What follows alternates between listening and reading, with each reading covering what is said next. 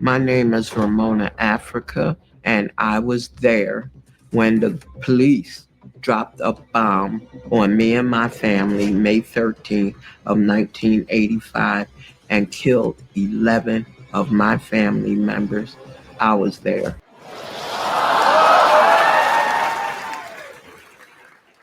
Peace and love, family. Welcome back to the Hope Helping Our People Elevate YouTube channel. If you're new to the channel, hit that subscribe button. If you're a returning viewer, as I always say, I appreciate you helping me check the platform out, helping me build the platform up.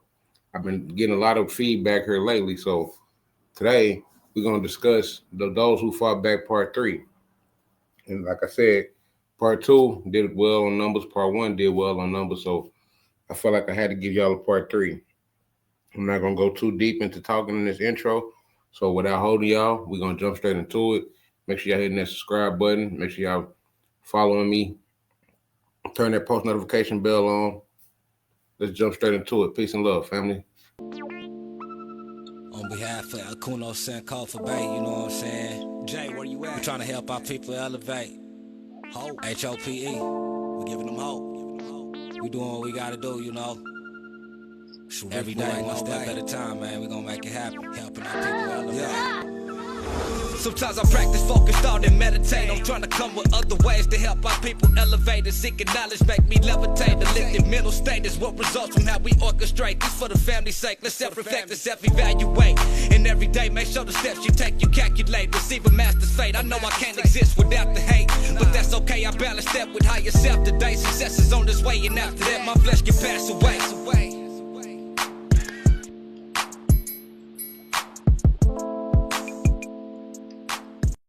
So we're going to talk about the Panthers, the Prophets, and the Power. The legacy of Black resistance and uplifting. Like I said, this is going to be part 3 of those who fought back. This ain't going to be too long, but we're going to go over a few leaders during their time frame from the 1920s, well, before the 1920s to the 1960s and 70s, even to the 1990s. So let's jump into it. The 20th century was a time of profound transformation and fierce resistance for Black communities in the United States. From the beginning of the century, African Americans faced deep-rooted injustices, segregation, economic exclusion, police brutality, and systematic oppression that limited freedom, dignity, and opportunities. Yet in the face of adversity, leaders rose with powerful vision from liberation, justice, and self-determination. Throughout the 1900s, the quest for freedom took many forms. Some found strength in spiritual and cultural roots, reclaiming identities and histories long suppressed. Others organized in the streets, formed coalitions, and built organizations that challenged the status quo. From advocating for economic empowerment and racial pride to promoting self-defense and solidarity, Black leaders created pathways to liberation that continue to inspire us today. These are the stories of visionaries and activists who gave voice to Black resilience. Their journey reveals not only the struggles they endured, but the courage and sacrifice they displaced to create a future root in equality, unity, and justice. Noble Drew Ali, he was the pioneer of Black identity and spirituality. So he was the first to bring the identity crisis to the masses of the people. Noble Drew Ali, founder of the Moorish Science Temple of America in the 1920s, was a trailblazer in promoting Black identity, pride, and spirituality. He introduced teachings that combined Islamic principles, elements of Christianity, and a refined history of Black people as descendants of Moors, aiming to instill a sense of dignity and purpose of racially oppressive societies.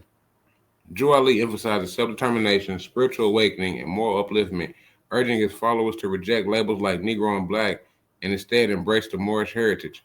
His message of unity and self-reliance resonated deeply, inspiring many to challenge systematic racism and seek autonomy. The Moorish Science Temple's emphasis on cultural and spiritual reclamation laid the groundwork for future movements advocating Black empowerment, such as the Nation of Islam. Drew Ali's legacy remains pivotal in shaping the foundations of Black spiritual and political resistance in America. Marcus Garvey, architect of Pan-Africanism and Black empowerment. And so these two are the first two to bring the awareness to the minds of the people of proclaiming to be who they truly were and claiming their rights as a people, as a society, as a nation. Marcus Garvey, founder of the Universal Negro Improvement Association, was a towering figure in the global Pan-Africanism movement. In the 1920s, Garvey's vision of Black pride, self-sufficiency, and economic independence galvanized millions of people of the African descent worldwide. His call for racial unity and empowerment came at a time when systematic racism and colonialism oppressed Black populations globally. Garvey's Back to Africa movement encouraged people of African descent to reclaim their heritage and establish economic and political autonomy by building strong institutions in Africa. Through initiatives like the Black Star Line Shipping Company, he sought to demonstrate the potential of Black-led enterprises. While his ambitious projects faced challenges, they inspired a sense of possibility and pride among his followers. Garvey's ideas deeply influenced future leaders and movements including Malcolm X, Kwame Nkrumah, and the Civil Rights Movement. His enduring legacy remains a cornerstone for Black liberation and the fight for self-determination. Fred Hampton, the visionary leader and advocacy for unity. Fred Hampton, chairman of the Illinois chapter of the Black Panther Party, was a dynamic and visionary leader whose works reshaped the Black liberation movement. At just 21 years old, Hampton was instrumental in expanding the Panthers' focus beyond Black empowerment to foster solidarity across racial and economic divides. His groundbreaking Rainbow Coalition brought together diverse groups, including the Young Lords and Young Patriots, to address shared struggles against poverty, racism, and police brutality. Hampton's exclusive approach sought to unify marginalized communities under a common cause, redefining liberation as a collective struggle rather than one limited to race. Hampton's charisma and ability to organize across racial and class lines made him a powerful threat to the establishment. His assassination in 1969 by law enforcement underscored the fear his vision inspired in those opposed to systematic change. Despite his untimely death, Hampton's strategy to coalition building remains a cornerstone to intersectional activism and a lasting inspiration in the fight for justice and equality. Khalid Muhammad, the fiery voice of Black nationalism. Khalid Muhammad, a prominent leader in the Nation of Islam and later the new Black Panther Party, was renowned for his powerful oratory and unapologetic advocacy for Black nationalism. His speeches, marked by their fiery passion and sharp critique of systematic racism, captivated and galvanized Black youth in the 1990s and beyond. Muhammad emphasized the importance of African heritage, racial pride, and solidarity, urging Black people to embrace their identity and reject assimilation into oppressive systems. His uncompromising stance on self-determination and his call for reparations, unity, and resistance resonate with a generation seeking empowerment in the face of continued injustice. Though controversial, Muhammad's rhetoric and leadership influenced later social movements, inspiring renewed focus on African heritage, political activism, and the pursuit of liberation. His legacy remains a symbol of unyielding defiance in the struggle of Black freedom and dignity. Bobby Seale and Eldridge Cleaver, foundational leaders of the Black Panther Party. Bobby Seale and Eldridge Cleaver were central to the Black Panther Party, a defining organization of the Black Power movement. Their leadership and deferring reproaches shaped the Panthers into a revolutionary force that sought to dismantle systematic racism and empower Black communities. Bobby Seale, co-founder of the Black Panther Party alongside Huey P. Newton in 1966, focused on grassroots organizing and community empowerment. He championed programs like free breakfast for children, health clinics, and educational initiatives, which addressed immediate needs in fostering self-sufficiency in marginalized communities. Seale was also committed to the principle of self-defense, organized armed patrol to monitor police brutality, a key early tactic that brought national attention to the Panthers. Eldridge Cleaver, the Panthers' Minister of Information, became the Panthers' intellectual and philosophical voice. His influential book, Soul on Ice, exposed systematic racism while connecting the Black liberation struggle to global anti-colonial movements. Cleaver's writings galvanized support for the Panthers and highlighted the urgency of addressing racial oppression through revolutionary action. Bobby Hutton, a martyr of the Black Panther Party. Bobby Hutton, affectionately known as Lil Bobby, was one of the first members of the Black Panther Party and a symbol of youthful commitment to the fight of Black liberation.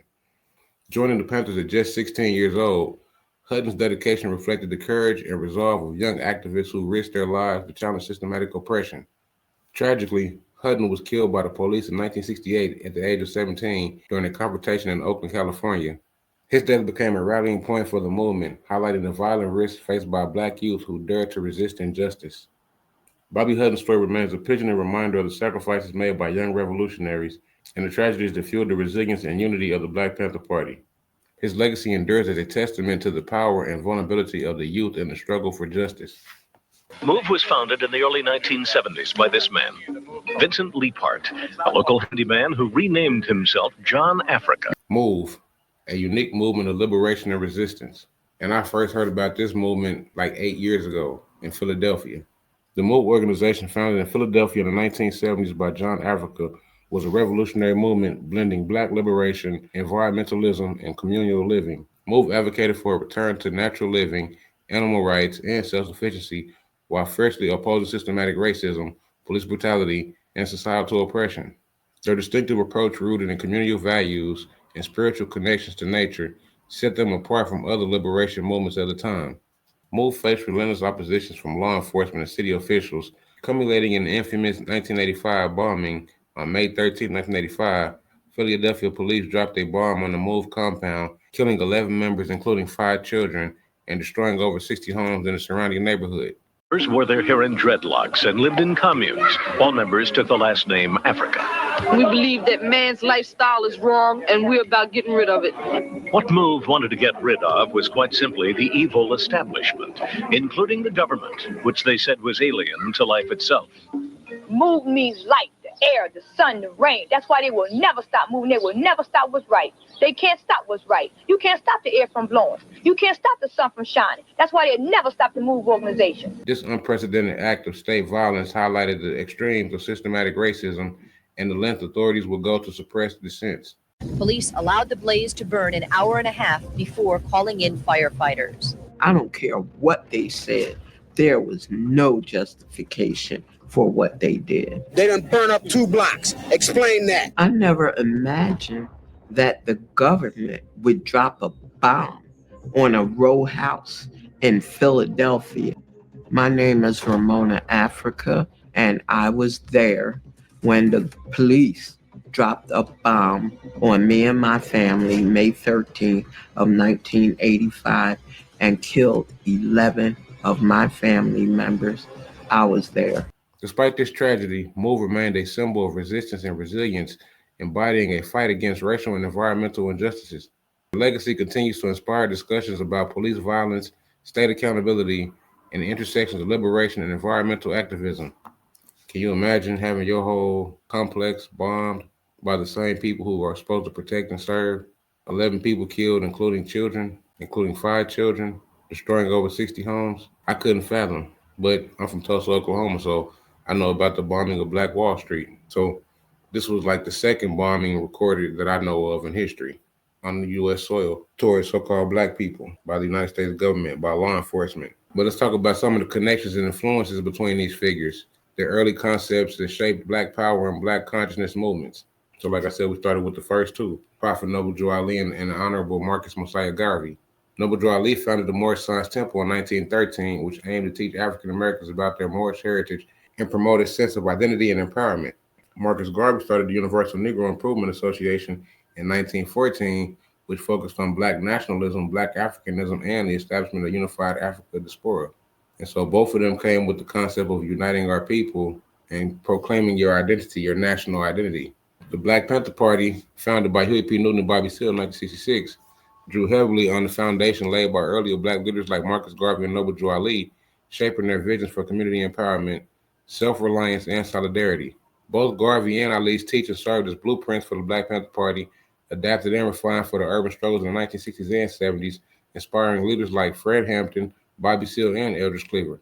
Let's talk about some of Noble Drew Ali's influences. Noble Drew Ali, Moorish Science Temple of America, preached unity, self-identity, and self-reliance among African Americans, emphasizing cultural pride and importance of knowledge and self-respect. His teachings encouraged African Americans to see themselves as a powerful collective worthy of respect and dignity. This emphasis on cultural pride and unity influenced the Panthers' emphasis on a strong, cohesive community, pushing back against stereotypes and reclaiming identity as a powerful force for change. Marcus Garvey's impact. Marcus Garvey's UNIA was a major influence on the Panthers. Garvey emphasized economic independence, Black nationalism, and Pan-African unity. His vision on self-determination through Black-owned businesses, educational initiatives, and cooperative institutions inspired the Black Panther Party programs aimed at building self-sufficient communities. The Panthers' free breakfast for children programs, community health clinics, and educational initiatives were a continuation of Garvey's message of self-reliance and empowerment. Refined for urban struggles in the 1960s. Fred Hampton, Bobby Seale, and Eldridge Cleaver refined these early ideas for urban communities facing issues of police brutality, poverty, and disenfranchisement. Hampton's ability to mobilize and organize through his charismatic leadership echoed Garvey's call for unity and solidarity. He expanded this by forging alliances across racial lines, creating the multiracial Rainbow Coalition to address issues of class and social justice beyond racial barriers. Seale, Newton, and Cleaver also applied Garvey and Ali's focus on self-reliance to direct action.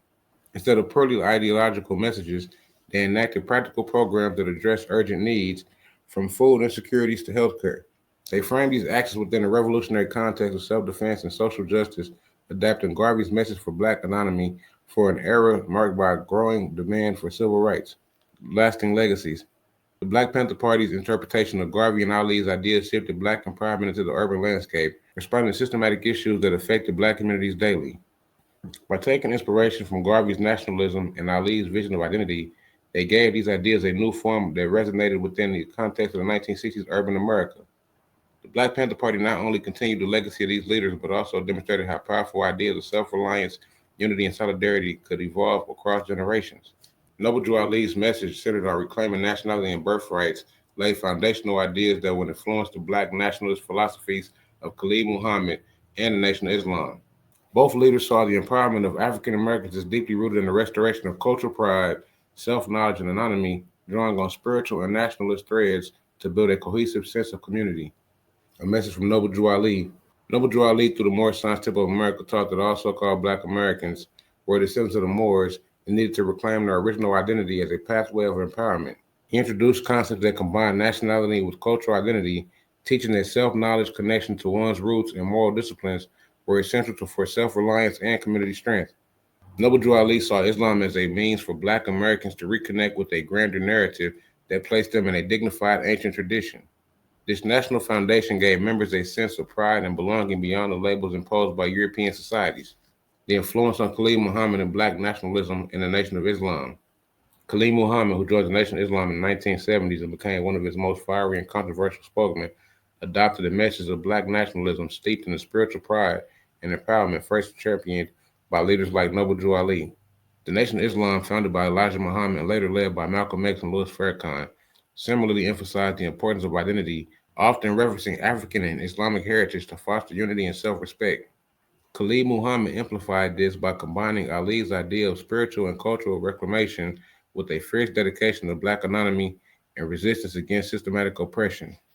Islam, I'm a Moor and got sense enough to know I'm a Moor. And ain't gonna never argue with you that I'm not a Moor. And wouldn't come in your house or come among you and say I'm a Moor if I didn't feel in my heart, in my mind, in my soul that I am. I would tell you, God damn it, I don't know what the hell you're talking about. Ain't no more. So if I say it, I mean it. And if I mean it, generally, I say it. Are you a Muslim? Yes. But I know my roots. And I ain't Kunta Kinte. The Black Panther Party and MOVE both championed a vision of communal activism that sought to empower marginalized communities through self-sufficiency and a rejection of oppressive social structures. Each organization developed distinctive strategies, but both focused on building self-sustaining communities, resisting systematic injustices, and fostering collective resilience. The Black Panther Party's community program. The Black Panther Party, founded in 1966, is widely recognized for its community survival programs, which included initiatives like the Free Breakfast Program for Children, community health clinics, and educational outreaches. These programs aim to address the urgent needs for Black communities that were often overlooked or underserved by government services. The Panther saw these programs as direct action solutions that not only provided immediate relief, but also highlighted the failure of mainstream institutions, thus promoting self-sufficiency as a form of resistance.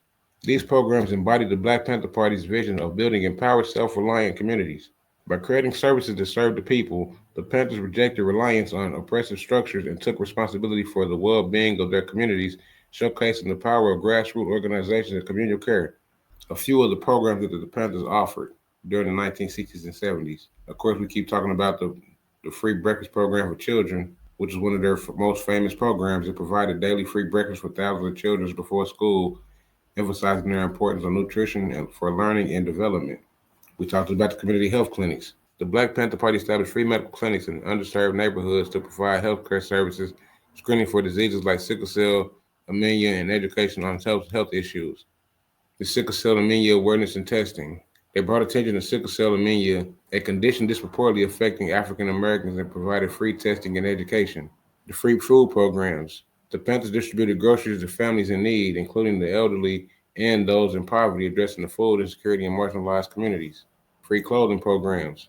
They organized clothing drives and distributed free clothes to those in need, particularly during the winter months.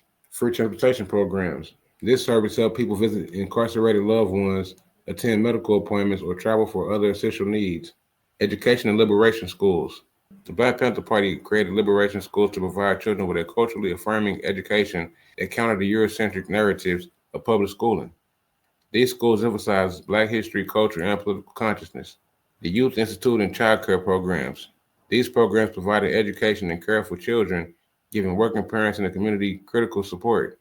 Self-defense and patrols. Initially, the Panthers patrolled neighborhoods to monitor police behavior and protect communities from police brutality. This was a central part of their early mission. So that was just, like 10 of the programs that they had that they were giving to help the community.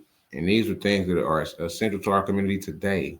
Free transit, we were just talking about that at my job, helping the elders get from place to place that they need to. So, the Panthers were giving free transportation. You had the child programs, the child care programs, the clinics, the prison outreach, free legal aid and prison outreaches. I don't think I read that one, so I'm gonna read that one in case I didn't, because I don't think I got to read that one. And my apologies if I didn't. But free legal aid and prison outreach. The Panthers offer free legal advice and support to individuals who could not afford representation. They also advocated for prison reform and supported incarcerated individuals. If you did or you didn't know, but both Bobby and Huey went to school for law. They went to college for law. And so this is how they were able to present the law when they first founded the Panthers, because they already knew what they were talking about. So this is why they had to create more laws and codes and statutes and ordinances to keep us from being able to rise again. These programs underscored the Black Panther Party's commitment to addressing systematic oppression while building self-sufficient and empowered communities. They also laid the groundwork for many modern grassroots and social justice organizations. Move's communal ideology. Move, founded in the early 1970s in Philadelphia by John Africa, built on similar principles on communal living, independence, and resistance of oppressive systems. Move members live together in a tightly knit communal setting, practicing a lifestyle centered on natural living, shared resources, and the rejection of mainstream values and systems. They emphasize the holistic relationship with the earth and critique industrial and governmental institutions that they saw as harmful to people and the environment. Move's lifestyle was deeply integrated with this ideology. They rejected materialism, government interference, and conventional educational systems, focusing instead on collective responsibilities, sustainability, and a direct community support. Like the Black Panther Party, Move prioritized the community's autonomy and the rights of self-governance, fostering an environment where people could thrive outside of oppressive societal frameworks. The continuity of communal activism. The Black Panther program and the Move's communal structure both exemplified a rejection of a status quo and a commitment to building self-sufficient communities as a pathway to liberation. The Panthers laid the groundwork by establishing community-driven services as an alternative to unreliable or oppressive state institutions. Move extended this principle, living communally and embracing a lifestyle that fundamentally rejected society's norms, thus depending the emphasis on self-reliance and mutual aid. Both organizations saw their efforts as essential for survival in an oppressive society and believed that self-sustaining communities could resist external control.